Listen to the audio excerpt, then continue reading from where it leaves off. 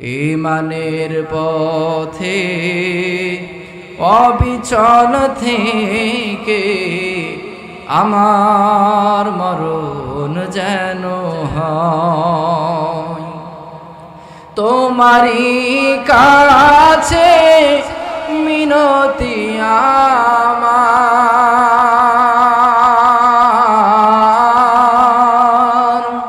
তোমারই কাছে মিনতি আমার মহামহিম দয়াময়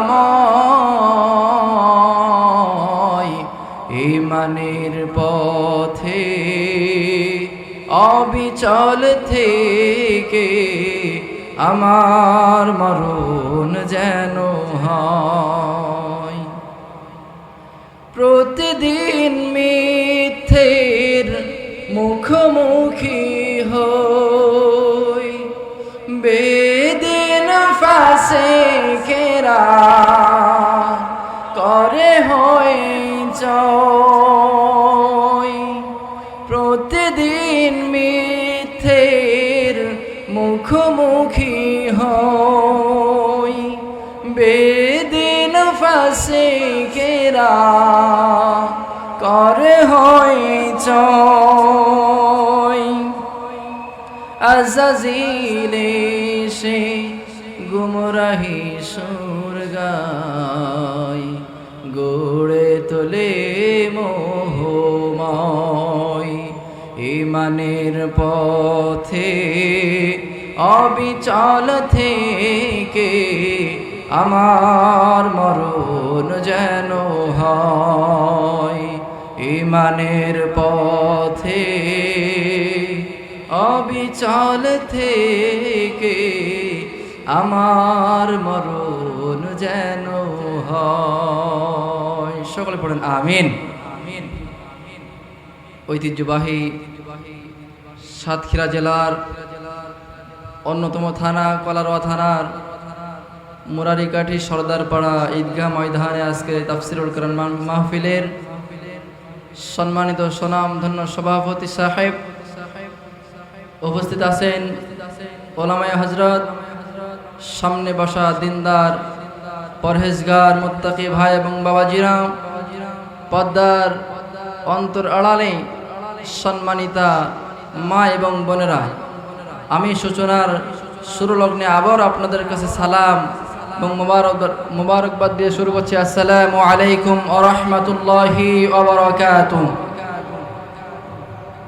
সম্মানিত হাজিরিন সরাসরি আলোচনার দিকে চলে যাই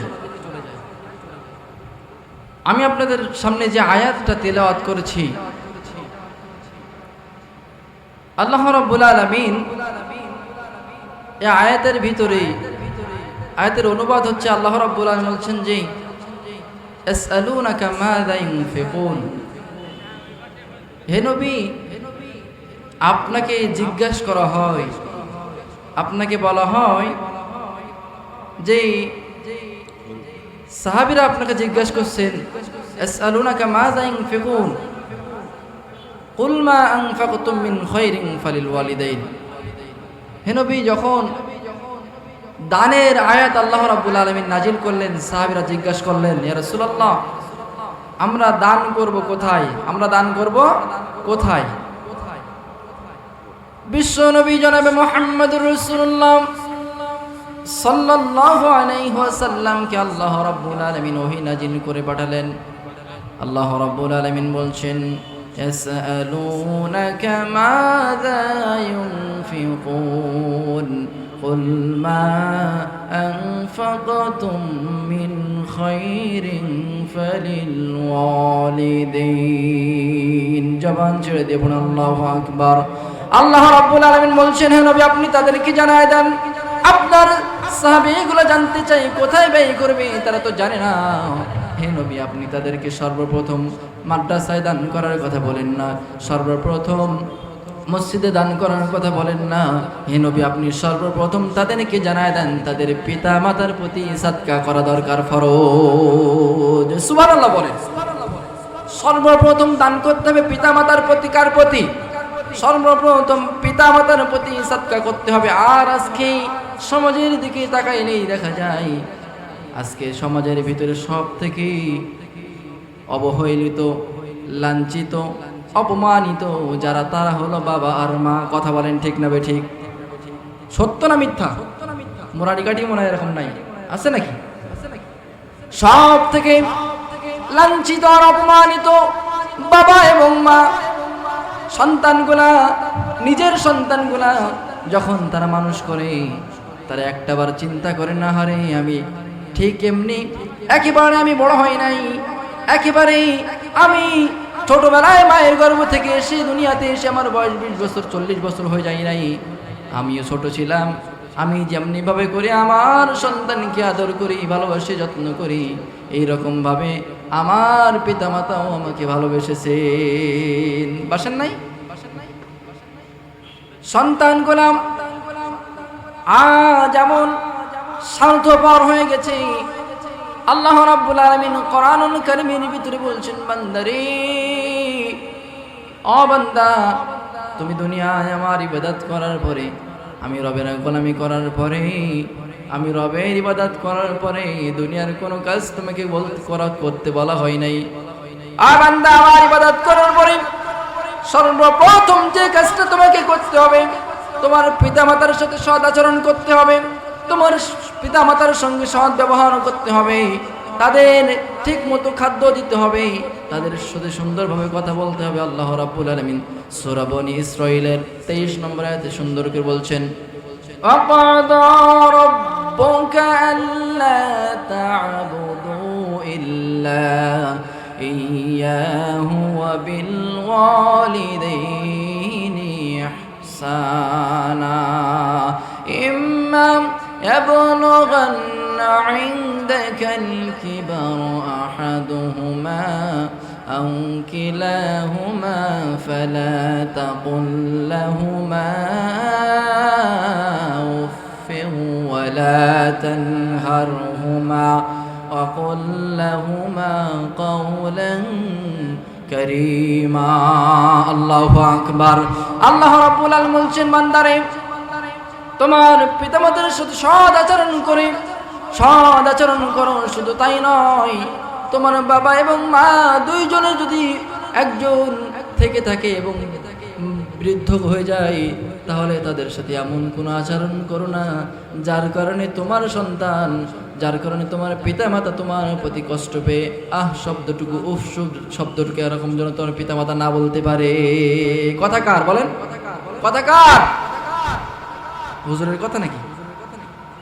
আল্লাহ রাব্বুল আলামিন বলছেন, আর আজকে সমাজের দিকে তাকাইলেই দেখা যায় এইখান থেকে 20-21 দিনের ঘটনা দেখবেন আপনারা, সোশ্যাল মিডিয়ায় ভাইরাল হয়ে গেছে। একজন কুলাঙ্গার সন্তান শুধুমাত্র নেশা করার টাকা না পাইয়া বাবা এবং মাকে দুইজনকে হত্যা করেছে। নাউজুবিল্লাহ বলবেন না? বাবার কাছে টাকা চেয়েছে, বাবা আমাকে টাকা দাও, আমি ব্যবসা করব। বাবা বলে, না, তুই ব্যবসা করবি না, এই পর্যন্ত তুই আমার কাছ থেকে এরকম ভাবে অনেক টাকা নিয়েছিস। বাবা বলল, ও সন্তান, তোর আমি টাকা দিতে পারবো না। সন্তান মায়ের কাছে বলল, মা, বাবা আমার টাকা দেয় না, তুমি ম্যানেজ করে দাও। মা বলল, আমি তোর টাকার ব্যবস্থা করতে পারবো না, তুই তোর বাবার কাছ থেকে গিয়েছে এনে। এরকম ভাবে দুইজন যখন না বলল, বাবা অফিসে চলে গেলেন। বাড়ির ভিতরে সুন্দর করে একটা গর্ত খনন করেছে। বাড়ির ভিতরে গর্ত খনন করে মাকে শুদ্ধ করে বালিশ চাপা দিয়ে মাকে হত্যা করেছে। এরপরে বাবা যখন বাসায় এসেছে রাত্র 11টা থেকে 12টার দিকে, বাবা আসলে বাবাকেও নিজে সন্তান নিজে হাতে করে পিতাকে খুন করে ওই একই গর্তের ভিতরে রেখে আবার সুন্দর করে টাইলস লাগায়া পূরণ করে দিয়েছে। নাউজুবিল্লাহ বলবেন না? আজকে সমাজের অবক্ষয় দেখেন কোথায়। ওই পিতামাতাগুলো চিন্তা করে, পিতামাতা চিন্তা করলো, সন্তানকে মানুষ করলাম, 30 বছর পর্যন্ত সন্তান যে জিনিস চেয়েছে সন্তানকে না বলে নাই, সন্তান যেটাই চেয়েছে হ্যাঁ সেটাই দাবি পূরণ করেছি। শুধুমাত্র একটা দাবি পূরণ না করার কারণে সন্তানের হাতে পিতামাতা খুন হলো। আহারে কি দৃশ্য! শুধুমাত্র একটা দাবি পূরণ করতে পারে নাই বলি পিতামাতা সন্তানের হাতে হত্যা হলো, খুন হলো। ও আমার এলাকার যুবক ভাইরা, তোমরা যারা নেশার জন্য পিতা এবং মাতাকে অকথ্য ভাষায় কথা বলো, গালিগালাজ করো, আল্লাহ রাব্বুল আলামিন বলছেন, ও বান্দারে, ওয়ালা তাকুল লাহুমা উফ, এমন শব্দটুকু করো না, এমন কোনো আচরণ করো না যাতে পিতামাতা উফ শব্দটুকু বলে।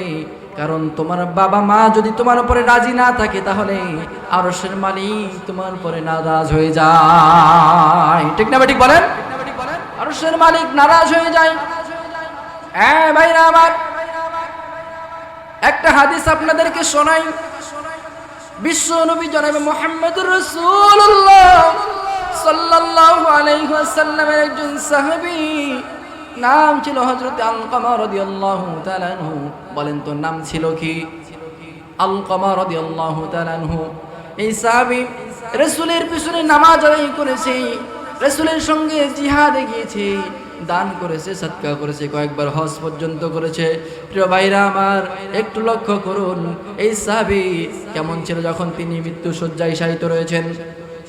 মৃত্যু শয্যায় তিনি শায়িত রয়েছেন, তার প্রাণের স্ত্রী বলতেছেন, ও প্রাণের স্বামী, আপনি পড়ুন লা ইলাহা ইল্লাল্লাহ মুহাম্মাদুর রাসূলুল্লাহ সাল্লাল্লাহু। ও প্রাণের স্বামী, আপনি পড়ুন লা ইলাহা ইল্লাল্লাহ। কিন্তু এই সাহাবীর জবান থেকে কালিমা নসিব হয় না। প্রিয় ভাইরা আমার, একটু লক্ষ্য করুন, সাহাবীর জবান থেকে কালিমা নসিব হয় নাকি? কালিমা নসিব হয় না।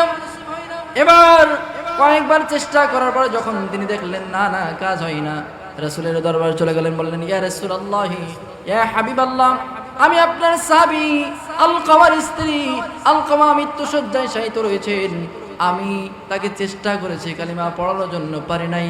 আপনি দ্রুত চলুন, আপনি গিয়ে আপনার সাহাবীকে কালিমার তালিম দিন। তিনি মৃত্যু শয্যায় শায়িত, তিনি মৃত্যু শয্যায়। বিশ্ব নবী চারজন সাহাবীকে ডাকলেন, চারজন সাহাবীকে ডেকে বলছেন, ও বেলাল চলে যাও।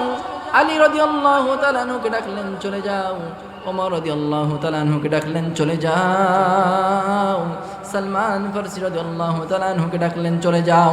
তোমরা চলে যাও, গিয়ে দেখো আলকামাকে তালিম করো, দেখো তার জবান থেকে কালিমা নসিব হয় নাকি। তারা চলে গেলেন, গিয়ে একে একে বলছেন, ও আমাদের ভাই, সাথী ভাই, আপনি বলুন লা ইলাহা ইল্লাল্লাহ। আরেকজন বলল, ভাই আপনি বলুন লা ইলাহা ইল্লাল্লাহ। কয়েকবার চেষ্টা করে কিন্তু কাজ হয় না। কাজ হয়? কাজ হয় না। চারজনেই ফিরে আসলেন।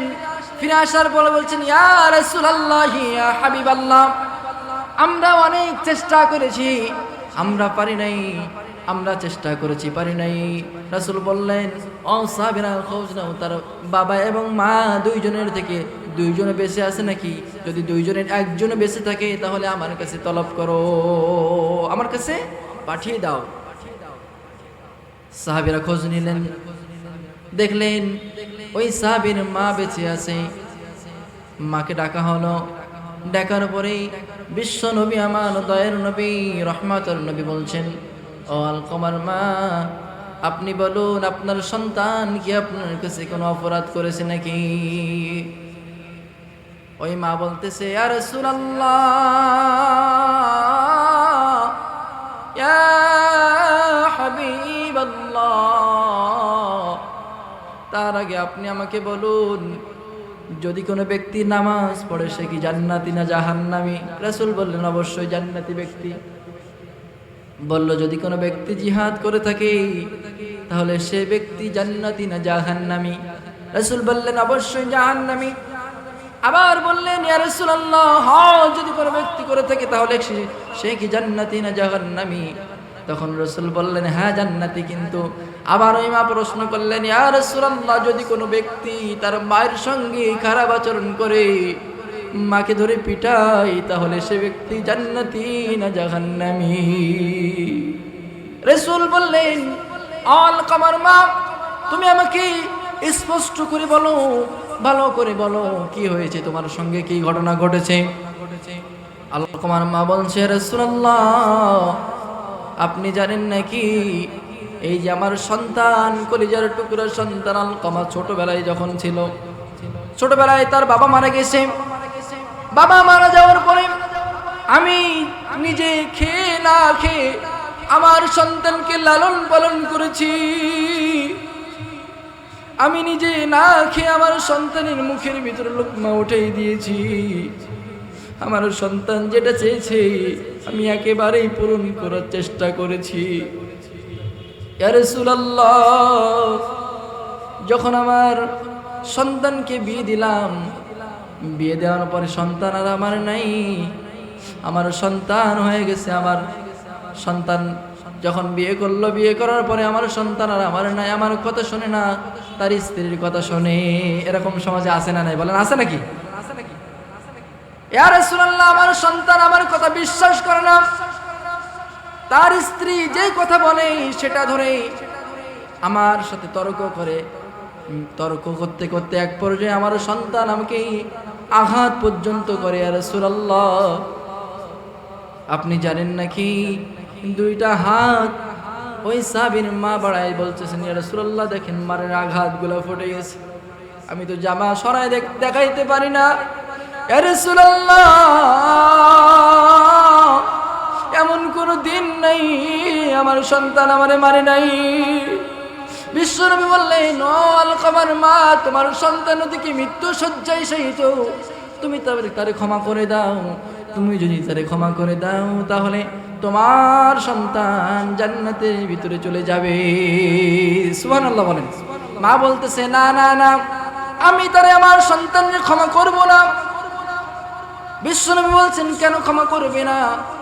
বলল, যতক্ষণ পর্যন্ত আমি বেঁচে থাকবো ততক্ষণ পর্যন্ত এই কোলাঙ্গারে আমি আর ক্ষমা করব না।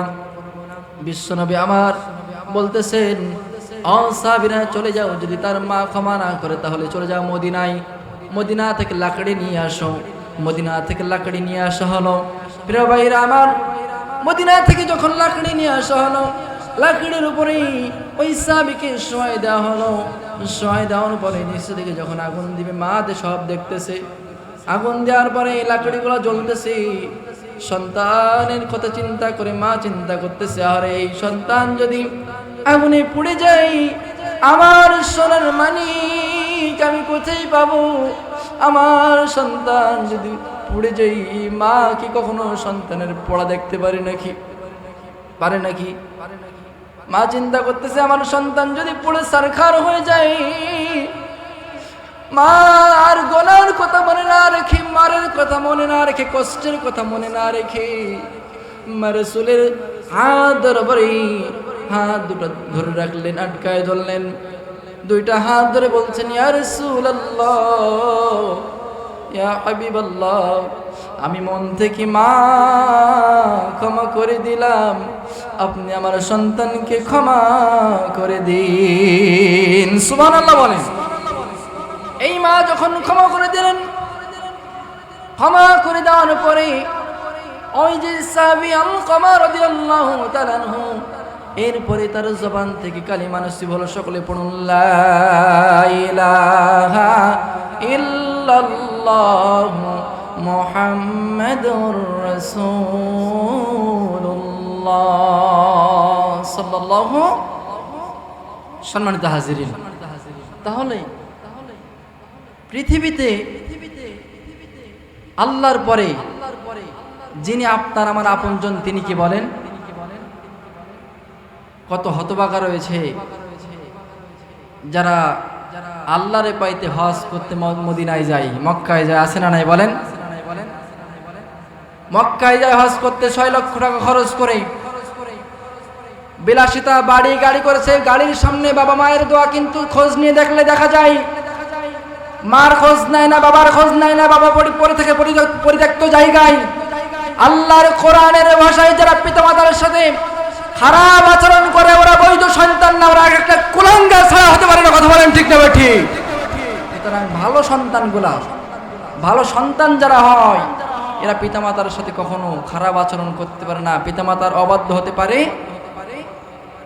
পিতামাতা যদি দোয়া করে, পিতামাতা যদি খুশি থেকে থাকে, সন্তানের প্রতি যদি কোনো পিতামাতা খুশি থাকে, তাহলে পৃথিবীর সব মানুষ যদি তার প্রতি অখুশি থাকে, একজন খুশি হয়ে যান, চিৎকার দিয়ে বলেন তিনি কে?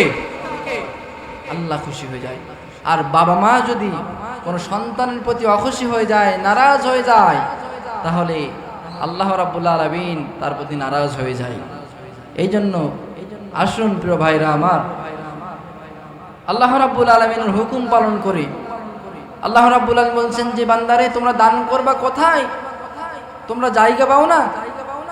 আল্লাহ রাব্বুল আলামিন বলছেন, হ্যাঁ নবী আপনি তাদেরকে জানায় দেন, আসআলুনাকা মাযা ইউনফিকুন কুল মা আনফাকতুম মিন খায়রিন ফালিল ওয়ালিদাইন। তাদের পিতামাতার প্রতি দান করতে তাদেরকে বলুন। পিতামাতার প্রতি যদি কোনো ব্যক্তি দান করে, তাহলে এই যে দুনিয়ায় যারা বিপদে পড়ে, মুসিবতে পড়ে, এই বিপদ থেকে একজন উদ্ধার করবেন, চিৎকার দিয়ে বলবেন না তিনি কে? বনি ইসরাইলের তিনজন বন্ধু ছিল। এই তিনজন বন্ধু তারা চলে গেলেন, লম্বা সফরে চলে গেলেন। কথা কি বুঝতে পারছেন?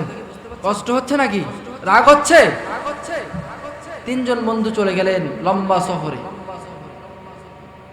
তারা যখন লম্বা সফরে চলে গেলেন, প্রতিমধ্যে হাঁটতে হাঁটতে মরুভূমির প্রান্তরে হঠাৎ করে একটা ঝড়ের কবলে তারা পড়লো। কিসের কবলে পড়লো? ঝড়ের কবলে। আপনাদের একটু কথা বলে নিচ্ছে, কারণ আপনারা হয়তো ঘুমা যেতে পারেন। ঝড়ের কবলে পড়লো তিনজন বন্ধু। ঝড়ের কবলে যখন পড়লো, তারা দৌড়াইতে দৌড়াইতে একটা গুহার ভিতরে প্রবেশ করলো। গুহার ভিতরে প্রবেশ করার পরে কিছু সময় পরে যখন বৃষ্টি থেমে গেল, ঝড় থেমে গেল, এই তিনজন বন্ধু বাহির হওয়ার জন্য যখনই গুহার মুখে আসছে, এসে দেখে বিশাল একটা পাথর এসে গুহার মুখ বন্ধ করে দিয়েছে। বলেন এই যে বিপদটা দিয়েছেন কে? বিপদ দেওয়ার মালিক কে? যখন আমাদের প্রতি বিপদ আসে, আমাদের মনে হয় আল্লাহ মনে হয় আমাদের দেখতে পাই। বলি কি বলি না? বলি না আমরা? আল্লাহ আমার ছাড়া আর কাউরে দেখতে পাই না। খবরদার, খবরদার, এইরকম কথাবার্তা থেকে, এইরকম শিরকি কথাবার্তা থেকে আমাদেরকে ফিরে আসতে হবে। কারণ এই যে কথা আমরা বললাম, এই কথার কোনো ক্ষমা নাই, কারণ এই কথাটা হলো শিরকি কথা। কি কথা? সম্পূর্ণ শিরিক। আল্লাহ বলছেন, ইন্নাশ শিরকা লাযুলমুন আযীম। তোমরা অন্যায় করেছো, নামাজ পড়ো নাই বান্দা, ও বান্দা নামাজ পড়ো নাই, তওবা করো, ফিরে আসো, আমি তোমাদের মাফ করে দেব। কিন্তু শিরিক যদি কারো ভিতরে থেকে থাকে, আজকে শিরিক থাকার পরে মাহফিল থেকে চলে যাবেন, যাওয়ার পরে রাত্রি মৃত্যু হয়ে যাবে, আপনার শিরিক রয়েছে অন্তরের ভিতরে, আপনি জান্নাতে কখনো যেতে পারবেন না। যেতে পারবেন বলেন? আল্লাহ বলছেন যে শিরিকের মতো জুলুম, পাপ, অন্যায়, অত্যাচার আর হতে পারে না। কারণ পৃথিবীর কোনো মানুষের সাথে আপনি অন্যায় করতেছেন না, যার সাথে অন্যায় করতেছেন চিৎকার দিয়ে বলেন তিনি কে? এই জন্য প্রিয় ভাইরা আমার, বিপদ দিবেন আল্লাহ রাব্বুল আলামিন। বিপদ যখনই দিবেন, বিপদ থেকে বাঁচার মতো একটা পরিস্থিতি আল্লাহ রাব্বুল আলামিন করে দেন কি দেন না বলেন? যে কোনোভাবে আল্লাহ রাব্বুল আলামিন রাস্তা করে দেন। তার আগে উদাহরণস্বরূপ এই ঘটনাটা আমি শোনাচ্ছি আপনাদেরকে। এই তিনজন বন্ধু যখন দেখতে পেল গুহার মুখে বড় একটা পাথর আটকায় গেছে, তারা অনেক চেষ্টা করলো এই পাথরটাকে সরানোর জন্য। যদি এই পাথরটা সরে যায় তাহলে তারা বেরিয়ে চলে যেতে পারবে। এই বন্ধু চিন্তা করলো, তিনজন বন্ধু শরীরের সবটুকু শক্তি দিয়া পাথরটাকে সরানোর চেষ্টা করলো, কিন্তু পারলো না। এবার তিনজন বন্ধু চিন্তা করতেছে, ও বন্ধু রে, একজন বলছে, বন্ধু রে, এইখান থেকে পৃথিবীর কোনো মানুষ আমাদেরকে বাঁচাইতে পারবো না, কারণ এটা হলো একটা মরুভূমি এলাকা, এখানে কোনো মানুষ আসে না, এখানে মানুষজন কাজে ছাড়া আসে না। বছরে বছরে যখন মানুষ বাণিজ্য করতে যায়, ওই সময় হয়তো মানুষ যাওয়া আসা করে, তাও তো আমাদের দেখতে পাবে না, কারণ আমরা গুহার ভিতরে, গুহার বাইরে না ভিতরে, আমরা গুহার ভিতরে, তারা তো আমাদেরকে দেখতে পাবে না। বন্ধু, একমাত্র পৃথিবীর কোন মানুষ আমাদেরকে এখান থেকে বাঁচাইতে পারবে না। এখান থেকে একজন বাঁচাইতে পারবেন, চিৎকার দিয়ে বলবেন না তিনি কে? আল্লাহ ছাড়া কোনো পৃথিবীর মানুষ আমাদেরকে এখান থেকে বের করতে পারবে না। এই জন্য যার যে ভালো আমল রয়েছে, যার যে ভালো আমল রয়েছে, এই আমল দিয়ে রবের কাছে আমরা প্রার্থনা করতে থাকি, এই আমল দিয়ে আমরা প্রার্থনা করতে থাকি। একজন বন্ধু নামাজ পড়ে, 2 রাকাত নফল নামাজ পড়ে গুহার ভিতরে হাত উঠায় বলছেন, রব্বে কারীম, ইয়া আল্লাহ, আমি তোমার গুনাহগার বান্দারে, আমি তোমার কত হুকুম অমান্য করেছি আল্লাহ।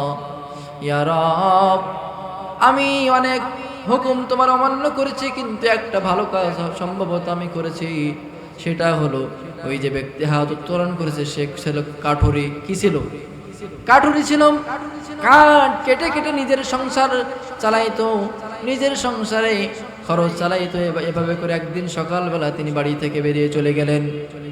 বাড়ি থেকে যাওয়ার পরে তিনি অনেক কষ্ট করে সারাদিন কাঠ টুকাইতে টুকাইতে এক জোড়া মতো কাঠ তিনি একসাথে করলেন, সঞ্চয় করলেন। করার পরে সেই কাঠকে বিক্রয় করলেন।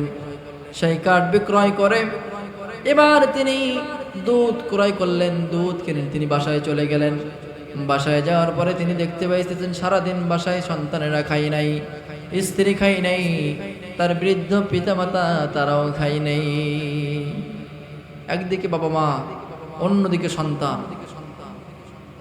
মহা চিন্তায় পড়ে গেলাম। এভাবে করে আমি দেখতে পেলাম আমার সন্তানগুলা কান্না করে, কান্না করতে করতে তারা ঘুমায় গেছে। আমার স্ত্রী সন্তানদের কান্না দেখতে দেখতে নিজের চোখের পানি অজান্তেই পড়ে গেছে। স্ত্রী কান্না করে, সন্তানগুলা কান্না করতে করতে ঘুমায় গেছে। আমার পিতামাতা ঘুমায় আছে। আমি চিন্তা করলাম আমার সন্তানগুলা একদিন হয়তো বা না খেয়ে থাকতে পারবে, কিন্তু আমার এই বৃদ্ধ পিতামাতা তারা যদি না খায় তাহলে তারা অসুস্থ হয়ে যাবে। বৃদ্ধ পিতামাতাকে যদি না খাওয়ায় তারা আরো বেশি অসুস্থ হয়ে যাবে। এই চিন্তা করে দুধটা আমি আমার মায়ের মাথার কাছে রেখে দিলাম। রেখে দিয়ে আমি বসেছিলাম। যতক্ষণ পর্যন্ত আমার পিতামাতা ঘুম থেকে না উঠবে ততক্ষণ পর্যন্ত ওই দুধ আমি আমার সন্তানদেরও দেব না। এবার পিতামাতা যখন গভীর রাত্রে বাবা এবং মা যখন ঘুম থেকে উঠলেন, দুইজনকে দুধ খাওয়াইলেন। খাওয়ানোর পরে অবশিষ্ট যে দুধটুকু ছিল ওই দুধটুকু সন্তানদেরকে খাওয়াইলেন। হে রব্বে কারীম আল্লাহ, যদি তোমার কাছে এই কাজটা পছন্দনীয় হয়ে যায় তাহলে তুমি আমাদেরকে এই গুহা থেকে বের করার সুযোগ করে দাও। সুবহানাল্লাহ বলেন না।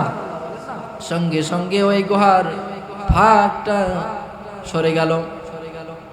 সরে যাওয়ার পরে ওই 3 জন বন্ধু বেরিয়ে গেল।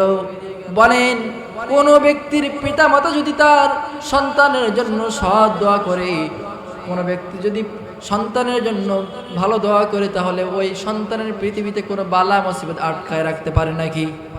পারে? বাবা মায়ের দোয়া শুধুমাত্র বাসের সামনে, দোকানের সামনে, ব্যবসা প্রতিষ্ঠানের সামনে টাঙাইলেই শুধু পিতামাতার ভালোবাসা অর্জন করা যায় না। নিজের সন্তান খায় আর এই কুলাঙ্গারা নিজের পিতামাতাকে খাওয়াইতে পারে না। আছে না এরকম? তোমার সন্তান যদি 1 লোকমা খাইতে পারে তা তোমার পিতামাতা কি তার অর্ধেক খাইতে পারে না? সম্মানিত হাজিরিন, জান্নাত কি এতটাই সহজ? বলেন, এতটাই সহজ না। আজকে তো এখানে আমি গরম গরম কথা বলতে পারতাম না। এখান থেকে আমি আপনাদেরকে কি মেসেজ দিচ্ছি এটা যদি আপনারা ধরতে পারেন তাহলে আজকের এই মাহফিল সম্ভবত সফল হয়ে যেতে পারে কি পারে না বলেন? আর যদি এখান থেকে শুনে গেলাম যত মানুষ এই মজলিসে বসা তার 3 ডবল মানুষ বাজারে আছে না?